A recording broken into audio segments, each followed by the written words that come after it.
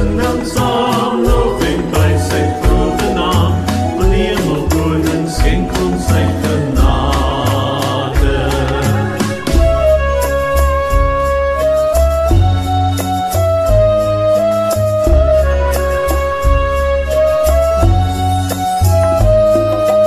Ons hang in sy woning en hy roep ons almal saam. Die skare juich en die horings blaas ons almal in sy naam. Sing en sing dan saam, loof en prys sy grote naam, want hy is ewig koning in die hemel en op aarde. Sing en sing dan saam, loof en prys sy grote naam, want die Hemelkoning skenk ons sy genade.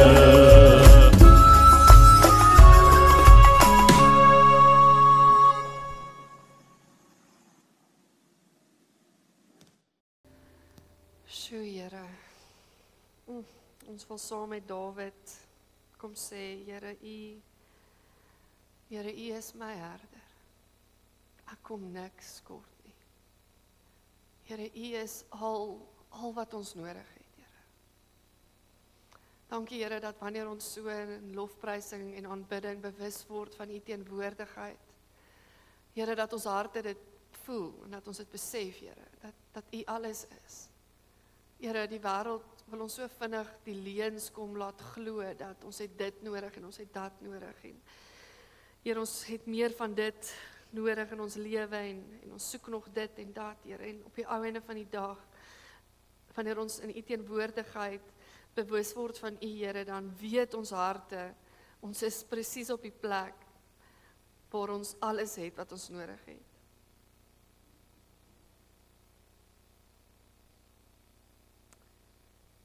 Here, my gebed vanoggend is dat U aan die woord sal wees. Here, dat U in ons harte so duidelik sal kom praat, Here, dat dit verandering in ons lewe teweeg sal bring. Heilige Gees, dat U, wanneer dit nodig is, ons so 'n bietjie harder moet kom skud. Here, dat ons besef wat werklik belangrik is en wat U wil is. Ons wil vir U volle toegang gee tot ons lewe vanoggend, Here. Ons wil in hierdie gebedstyd, in hierdie tyd van skriflesing, in hierdie tyd van prediking, wil ons al ons kamers se deure van ons lewe kom oop gooi en ons wil U kom innooi met U wonderbare lig en kom vra, Here, kom skyn in elke hoekie van my hart in, Here, met U waarheid, kom spreek my aan en verander my lewe sodat ek werklik 'n disipel van U kan wees. Kom bid dit. Nie omdat ons dit verdien, Here, maar net uit U genade in Jesus se naam alleen. Amen. Vriende, ons lees vanoggend uit Matteus 8 uit. Matteus 8 vanaf vers 18. Baie dankie vir julle span, ons waardeer julle. Matteus 8 vers 18. Die opskrif daar is hoe Jesus gevolg moet word.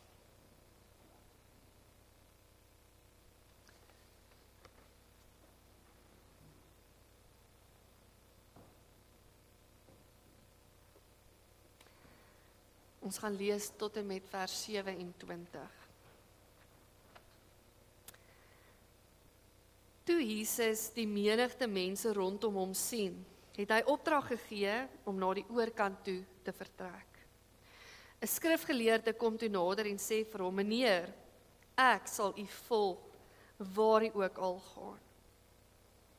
Jesus sê vir hom, Jakkalse het gate en voëls het neste, maar die Seun van die mens het nie eens 'n rusplek vir sy kop nie. Iemand anders, een van sy disippels, sê vir hom, Here, laat my toe om eers terug te gaan en my pa te begrawe. 'n Billike versoek in daardie tyd. Maar Jesus antwoord hom, volg my en laat die dooies hulle eie dooies begrawe. Toe Jesus in die skei klim met sy disippels hom gevolg, skielik het daar 'n ewige storm op die see losgebars sodat die golwe oor die skei geslaan het, waar Jesus het geslaap. Hulle kom toe en maak hom wakker en sê, Here, red ons vergaan. Hy sê vir hulle, waarom is julle bang, klein gelowiges? Daarna het hy opgestaan en die wind en die see hard aangespreek en dit het doodstil geword. Die mense het hulle verwonder en gesê, watter soort mens is hy, dat selfs die wind en die see hom gehoorsaam. Ons lees tot sover vanoggend. Vriende, hierdie gedeelte is vers 20, wat Jesus sê, jakkals het gate, voëls het neste, maar die seun van die mens het nie eens plek en rusplek vir sy kop nie. En dan ook hierdie gedeelte, volg my en laat die dooies hulle eie dooies begrawe. Dit is gedeeltes wat ons nie so mee bekend is met Jesus altyd nie. As ons aan Jesus dink, dan dink ons aan Jesus as hierdie vredelewende, vriendelike, omgee, simpatieke tipe persoon. Maar Jesus is hier bietjie besig om reguit en hard te praat. Hy draai nie doekies om nie en hy gebruik eintlik so 'n stukkie skokterapie. Hy sê, laat die dooies hulle eie dooies begrawe. En nou moet ons mooi verstaan, soos ek gesê het, in hierdie tyd was dit 'n billike versoek. In daardie tyd het hulle nie 'n week of 2 weke gewag voordat hulle iemand begrawe het nie, want daar was nie yskaste gewees nie, so 'n liggaam wat gesterf het, moes binne 24 uur begrawe word. En dit was die oudste persoon van daardie gesin se werk om hulle pa of hulle ma te gaan begrawe. Dit was hulle laaste teken van respek. En tog sê Jesus hier, en soos ek sê, hy gebruik 'n stukkie skokterapie en hy sê, jy moet bepaal wat vir jou regtig belangrik in hierdie lewe. En hy sê, laat die dooies hulle eie dooies begrawe. 'n stukkie skokterapie. Vir die ander man wat gesê het, ek wil jou volg, sê Jesus, jy moet mooi verstaan as jy my volg, wat dit gaan beteken. 'n basiese behoefte van om 'n plek te hê om te slaap, 'n plek van beskerming, 'n plek van veiligheid.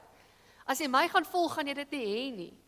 So Jesus wil eintlik vir hom sê, hoorie, moenie te vinnig my volg nie. Moenie te vinnig aan my toegewyd raak nie. Moenie te vinnig agter my aanstap nie. Dink mooi. Daar was 'n groot beweging in die teologie wat gesê het die kerk groei beweging. Nou Jesus was oor die algemeen besig met die teenoorgestelde beweging. Hy was besig met die kerk krimp beweging.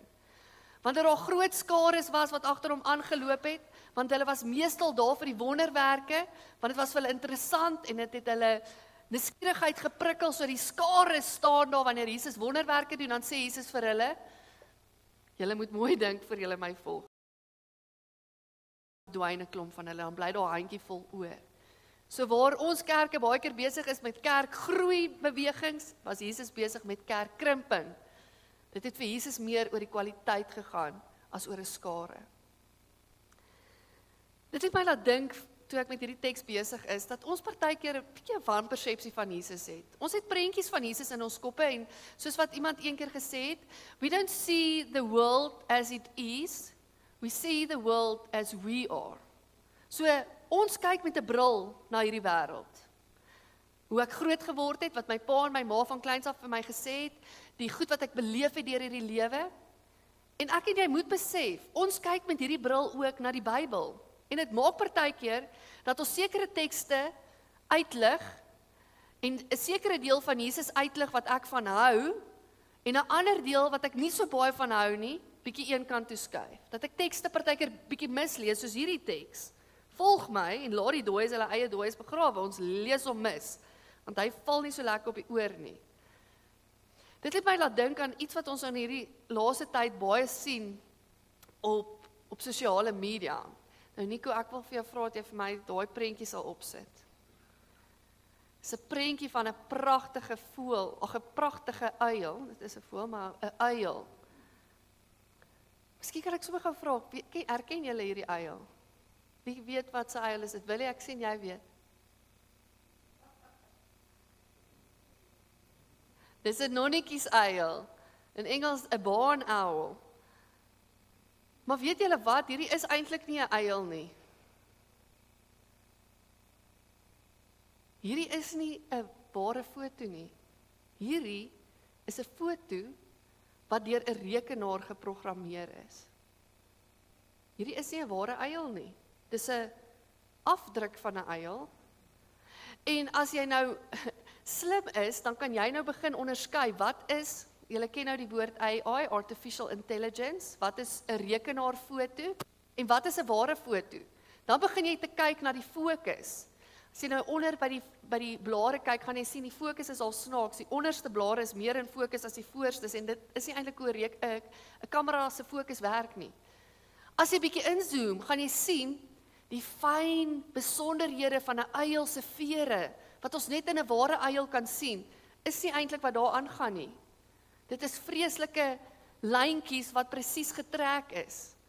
Hy's eintlik te perfek, daar is nie eers stukkies vuil aan hom nie. En as jy so oog kry, dan kom jy agter, maar hierdie is nie 'n ware uil nie, hierdie is nie 'n ware prentjie nie. Maar dit vat van jou om bietjie met aandag te kyk en tyd te spandeer. Jy moet in fokus gaan om te kyk, wat gaan regtig aan in hierdie prentjie, om te kyk of is dit 'n ware prentjie, of is dit nie. En dit voel vir my of dit al hoe meer so is met Jesus en ons prentjie van Jesus. So met eerste oogopslag sal ons sê, dis 'n ware prentjie van Jesus. Met die eerste oogopslag sal ons sê, ja, dit is hoe Jesus is, dis hoe ek groot geword het. Sjoe, julle, dis vir my baie interessant, hoeveel mense sal sê, iewers in die Bybel staan dit, nou weet ek nie, is dit iewers hoofstuk 4 vers 4 nie, maar daai iewers word baie aangehaal uit die Bybel uit. Julle het dit al gehoor, mense sê iewers in die Bybel staan dit. En baie keer is daar goed wat ons al van kleins af gehoor het, wat ons aanvaar het, staan in die Bybel. Julle ken nou al my goeie voorbeeld daarvan. Ons moet glo soos kinders. Die Bybel sê ons moet glo soos kinders. Ek asseblief, as daar iemand in ons gemeente is wat daai vers vir my kan opspoor, moet hulle asseblief vir my kom sê. Nee, die Bybel sê iets anders. Die Bybel sê as jy nie verander en soos 'n kind word nie, sal jy nie in die koninkryk van God ingaan nie. Daar's 'n verskil. Die Bybel sê nêrens glo soos 'n kind nie. Ons moet soos kinders word. As ons na die konteks gaan kyk, gaan dit oor nederigheid, oor afhanklikheid. Ek en jy moet erken ons het die Here nodig. Vriende, daar's klomp sulke gedagtetjies wat ons dink in die Bybel staan. Meng jou met die semels is 'n ander ene. Meng jou met die semels en die varke eet jy op. Staan nie in die Bybel nie. Vriende, ek en jy moet mooi begin dink oor ons prentjie van Jesus. Want as ek en jy praat oor, ons moet Jesus volg, dan moet ons weet watter Jesus ons volg. Volg jy jou prentjie van Jesus, of volg jy die historiese, ware Jesus? Want as jy die prentjie van Jesus volg, is jy besig om 'n afgod te volg. As jy besig is om 'n prentjie van Jesus wat jy geskep het, te volg, is jy besig om 'n afgod te volg. Ek en jy word gevolg hierdie Jesus, die ware Jesus, die historiese Jesus, te volg, in sy totaliteit, al die pad. Nou moet ek en jy mooi verstaan, toe Jesus hier op aarde gestap het, was hy op pad, in 'n baie spesifieke rigting. Hy was op pad kruis toe. Jesus is aan die kruis opgehang, nie omdat hy net met almal vriendelik was en vir almal gesê het wat hulle wou hoor nie. Net omdat hy, ekskuus vir my Engels, die nice guy was die hele tyd nie. Dis nie hoekom Jesus aan die kruis gesterf het nie. Jesus het aan die kruis gesterf, hy is daar opgehang omdat hy goed gesê het wat vir mense nie lekker was om te hoor nie.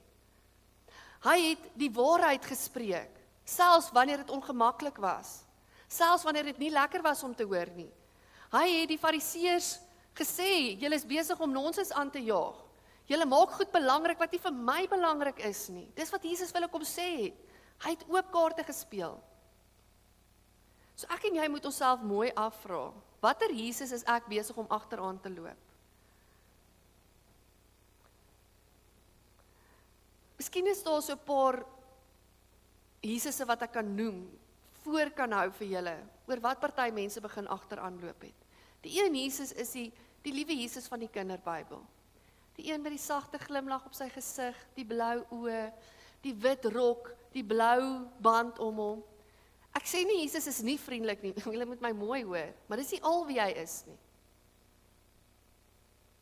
Jesus is die leeu en die lam. Hy is nie net die lammetjie nie, hy is ook die leeu. Maar as ek en jy net hierdie kinderbybelprentjie net aan dit vashou en sê, ja, Jesus gaan my net aanhou vergewe, Jesus sal verstaan hoekom ek dit en dat doen, Jesus gaan net weer en weer my handjie kom vat, en Jesus gaan, hy sal verstaan dat ek weer hierdie ding aanvang, hy gaan verstaan, en hy gaan net my weer met 'n glimlag tegemoet kom. As jy net aan daai prentjie van Jesus vashou, is dit 'n halwe prentjie van Jesus. 'n ander prentjie is die kwaai Jesus, wat party mense van hou. En dan sal hulle fokus op die teks van, Jesus het die tafels omgegooi, ek gaan alles omkeer, want alles is net verkeerd en ek wil net alles aanspreek. Dis ook nie al wie Jesus was nie. Jesus was ook die een wat mense ontmoet het waar hulle was. Hulle ontferm het, hulle beskerm het. Dit is ook wie Jesus was. Maar hy is nie net een of net die ander een nie. Ons kry ook die Jesus van sosiale bevryder Jesus. Wat mense die idee het dat dis al waarmee Jesus besig was. Dit gaan nie regtig oor jou geestelike welstand nie. Jesus wil net hê ons moet mense uit hulle huidige situasies wat vir hulle moeilik is, hier red op hierdie aarde. Ons moet net 'n verskil maak. Ons moet net vir hulle brood gee. Ons moet net vir hulle help uit hierdie moeilike situasie en hierdie moeilike situasie. Maar hulle verloor fokus van Jesus wat ook omgegee het oor ons geestelike welstand. So hulle fokus weer net op hierdie aardse welstand, nie op die geestelike welstand nie. Dan kry ons ook die Ku Klux Klan Jesus, of die apartheid Jesus as ek mag. Daar is mense wat goeters bewys uit die Bybel uit, en Jesus aanhang, net omdat hulle sekere verse uithaal, en ander dele heeltemal los, en dit gaan my verstand te bowe partykeer. Hoe kry ons dit reg, om so 'n prentjie van Jesus te skep, dat ons regtig sekere dele uithaal, en ander heeltemal los, en miskyk? Maar mense kry dit reg. Ek en jy kry dit partykeer reg. Ons kry ook die Kersvader Jesus, wat eintlik in my diens is. Ek is nie in sy diens nie. Jaco Strydom sê ook, partykeer as ons na ons gebede kyk, dan klink dit meer asof Jesus vir ons werk, as wat ons vir Jesus werk. Nee? Here Jesus, sal jy asseblief vir my dit doen? Sal jy asseblief, dankie dat jy daai vir my gedoen het. Dit klink amper soos 'n werkgewer-werknemer verhouding. Is Jesus my Kersvader? Of besef ek is in Jesus se diens. Here Jesus, ek meld aan. Waarmee wil U hê moet ek vandag mee besig wees? Is ek nog op spoor? Is ek nog besig met dit waarmee U besig is? Vriende, ek wil nie julle geloofsekerheid aan dit kom karring nie. Ek wil nie julle moenie geloofsekerheid hê nie, maar ek is wel regtig versigtig vir valse geloofsekerheid. Want valse geloofsekerheid beteken dat jy op pad is in verkeerde rigting. En as ek nie hier voor jou kom staan en kom sê, dink mooi oor jou geloofsekerheid nie, dan help ek jou nie. Dan los ek jou op pad na die afgrond toe. So ek wil hê julle moet regtig mooi verstaan, as ons nou oor geloofsekerheid praat, gaan dit nie daaroor om jou wat regtig jou lewe oorgegee het vir Jesus te laat twyfel in jou verhouding met die Here nie. Ons moet mooi verstaan, ons word alleen deur genade gered, Efesiërs 2 vers 8 tot 9. Julle is inderdaad uit genade gered, deur geloof, nie uit verdienste nie. Dit is 'n gawe van God. Dit is die waarheid, dit staan vas. Maar vriende, as Jesus ons vra om sy disippels te wees, dan vra dit van ons dat ons lewe moet verander. Hoe ek Jakobus ook verstaan, en ek gaan nou vir julle 'n teks uit Jakobus lees, is dit belangrik om te verstaan, as ek en jy Jesus volg, dan moet ons dit sien in ons lewe. As ek regtig 'n oorgawe aan Jesus gemaak het, gaan dit sigbaar word in my lewe, anders moet ek myself afvra, het ek regtig my lewe vir die Here gegee? As my dade dit nie wys nie, het ek regtig ten volle oorgegee aan Jesus? Hoor hoe kragtig stel Jakobus dit.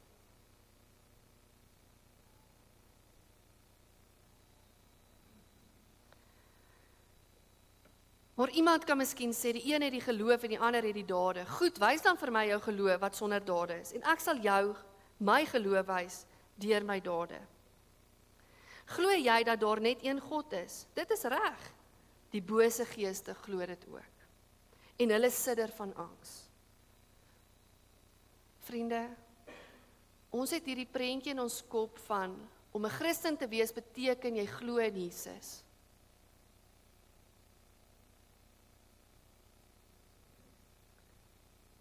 Jesus vra sy disippels, nie om mense te gaan vertel van hom sodat hulle net in my kan glo nie.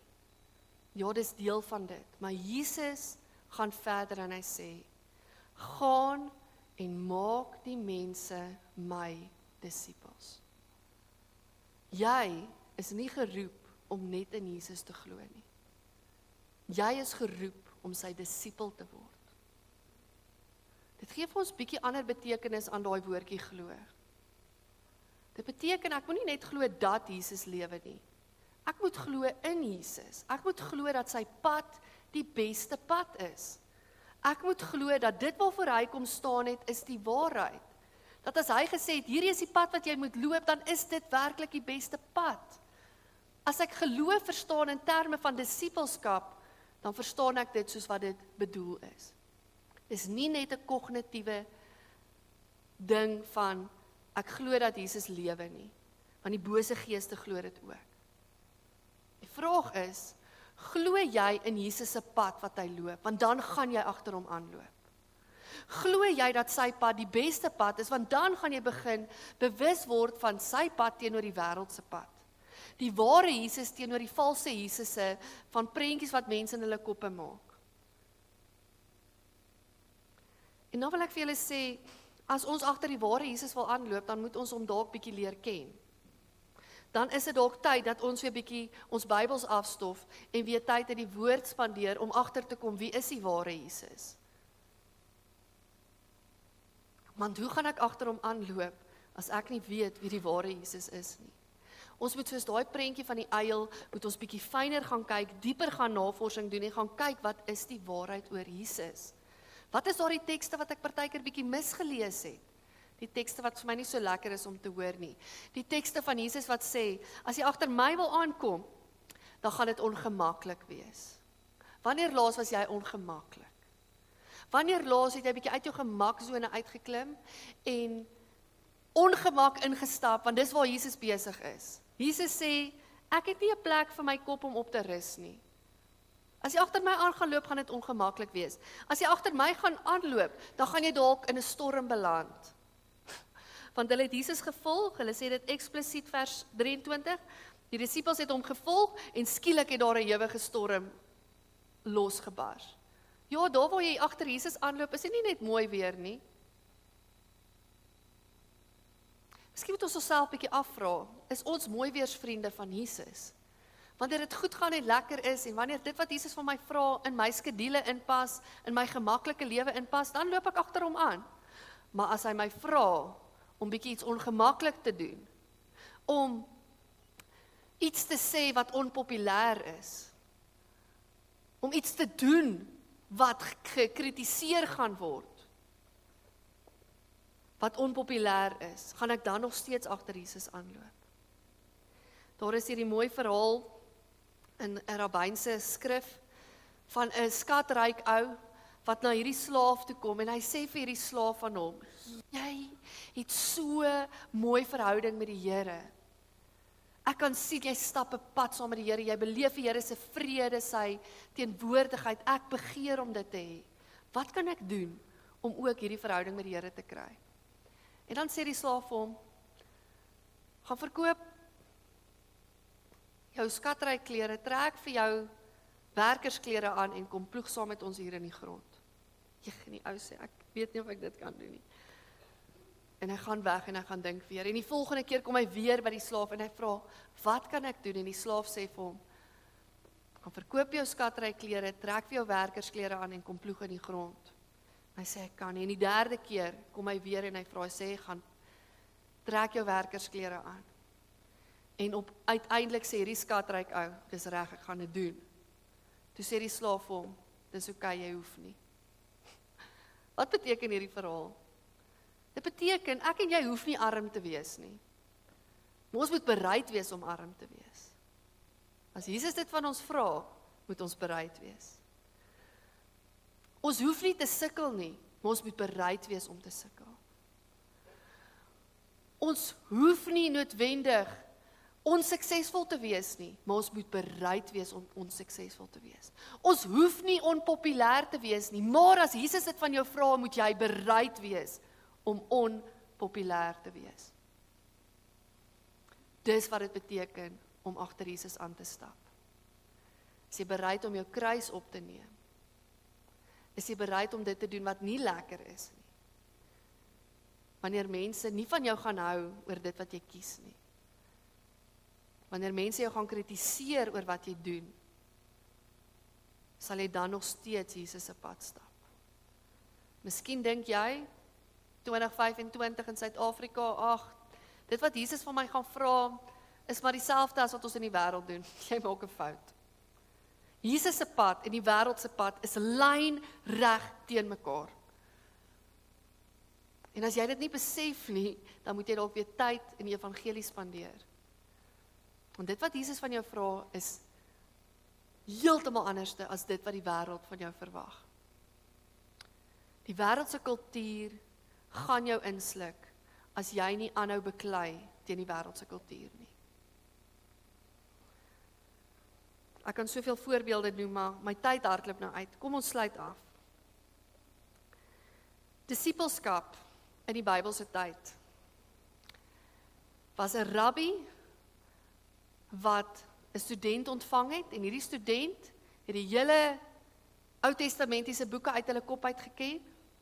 Dan het daai student na die rabbi toe gekom en gesê, ek wil jou juk dra, ek wil by jou kom leer, ek wil agter jou aanloop. En dan het die rabbi gekom en hy het 'n klomp goed gevra. Hy het gesê, wat sê jy van hierdie gedeelte, wat verstaan jy van dit? En dan, as die rabbi in hierdie jong student, 14, 15 jaar oud, as hierdie rabbi in hom gesien het, of in haar gesien het, hierdie ou, hy het dit, hy verstaan, hy sal kan word soos wat ek is, hy sal die pad kan stap wat ek kan stap, ek dink hy gaan dit kan doen, hy gaan dit maak, dan het die rabbi vir hom gesê, volg my. Maar as hierdie rabbi nie tevrede was met die ou se antwoorde nie, hy het gelyk asof hy nie die Bybel goed genoeg ken nie, hy verstaan dit nie goed genoeg nie, dan het hy vir hom gesê, gaan eerder en gaan doen jou familie se werk, word 'n houtsneerwerker, word dit, word dat, gaan in 'n ander beroep in. Maar as hierdie rabbi in hom gesien het, dat hy dit kan doen, dat hy dieselfde pad as die rabbi self kan stap, dan het hy gesê, volg my. So wanneer Jesus voor my en voor jou kom staan, en hy wil jou sy disipel maak, en hy sê vir jou, volg my, dan beteken dit, Jesus sien die potensiaal in jou om soos hy te word. Dit beteken, hy sien die potensiaal in jou om dieselfde pad te stap as wat hy gestap het.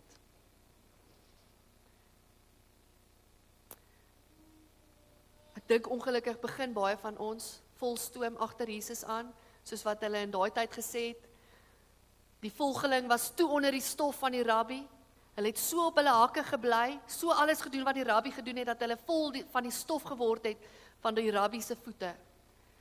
In die begin is ons so agter Jesus aan, ons volg op sy hakke, ons kyk in die Bybel, wat vra Jesus van my? Moet ek dit prys gee? Dis reg, ek sal dit prys gee. En dan kom ons op 'n plek wat ons geloof vervlou, ons eerste liefde verlaat. En dis asof ons tevrede raak met ons eie geestelike lewe, en vir onsself sê, dis goed genoeg. En ons laat Jesus onder ons uitstap. En ons drink maar eers bietjie water en sit maar net eers bietjie en rus. En as ons oë uitvee, weet ons nie meer wie is die Jesus wat ons begin volg het nie. Wanneer laas het jou disipelskap, wanneer laas het jou Christenskap jou iets gekos? Loop jy nog op Jesus se hakke? Of het jy iewers gaan rus en toegelaat dat hy onder jou uitloop? Vriende, my gebed vir ons gemeente is, al moet ons kerk krimp, is my gebed dat ons nie net gelowiges sal wees nie. Ja, dis deel van dit. Jesus sê, glo in my Vader, glo ook in my. Maar Jesus kom verder, hy sê, volg my. Dis my gebed vir ons gemeente, dat ons disippels sal wees. Dat ons nie net gelowiges sal wees. Glo dat Jesus bestaan nie, dat ons 'n verhouding met hom sal wees, omdat ons agter hom aanloop. Dit is wat vir ons gemeenskap nodig is. Dit is wat vir jou lewe nodig is. Ek sluit af. Ons is besig met die tema van lewende water. Jesus kom sê in Johannes 10, ek is die goeie herder, ek wil vir jou lewe kom gee in oorvloed. Hy kom sê in Johannes 4, ek het die lewende water. Wil jy hierdie lewende water drink? Kom vat dit. Maar dit lê in 'n verhouding met my. Vriende, hierdie pad wat Jesus stap, is die enigste pad waarop jy vrede gaan beleef. Dis die enigste pad waarop jy lewe in oorvloed gaan beleef. Die wêreld gaan met sy leuns kom, hy gaan kom steel en hy gaan kom verwoes. En jy kan op die pad stap as jy wil. Maar Jesus kom sê, hier is die beter pad. Ja, dis moeilik soms. Jy moet partykeer jou kruis opneem, maar hierdie is die pad van vrede. Hierdie is die pad van lewe in oorvloed. Hierdie is die pad van vreugde. Hierdie is die pad van ware lewe. Jou keuse. Kom ons bid saam. Here Jesus, ek wil vir U kom jammer sê dat ons soveel keer tevrede is met net om in U te glo dat U bestaan. En eintlik wil U soveel meer vir ons hê. Here, U kom nooi ons om U disippels te word. Here, U kom nooi ons uit om U te volg, Here, daar waar lewe in oorvloed is. Here, ons weet U pad is die beste pad. Here, U het ons gemaak, U het ons ontwerp, U sê in U woord, U is die een wat ons ken. So U weet wat is die beste pad.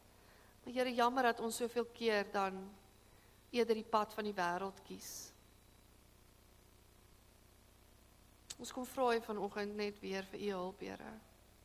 Heilige Gees, kom help ons om 180 grade te draai as dit nodig is. Here, dat ons prentjies van Jesus sal aflê en dat ons die ware Jesus sal gaan soek in U woord en dat ons erns daarmee sal maak om U, die ware Jesus, te volg. Dat ons op die hake sal bly.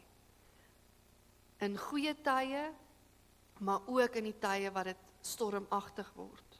Ook in die tye wat dit ons iets kos. Ook in die tye dat ons iets moet opoffer. Dat ons op die hake sal bly. Dat ons agter U sal aanloop, Here.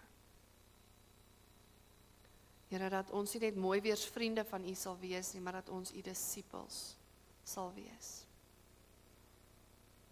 Ek kom bid dit, Here, vir elke liewe persoon wat hier is.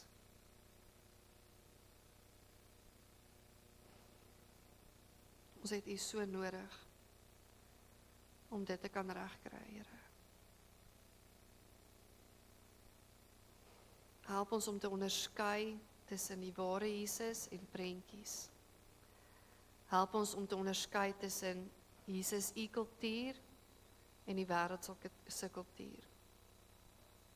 Dat ons die tekens sal sien wanneer ons opgesluk word in hierdie wêreld.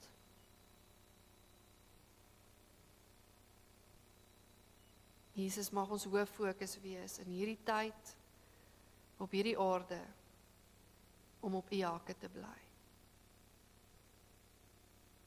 Dat ons U sal ken. En dat ons dan sal doen wat U doen. Spirit in Jesus se naam alleen. Amen.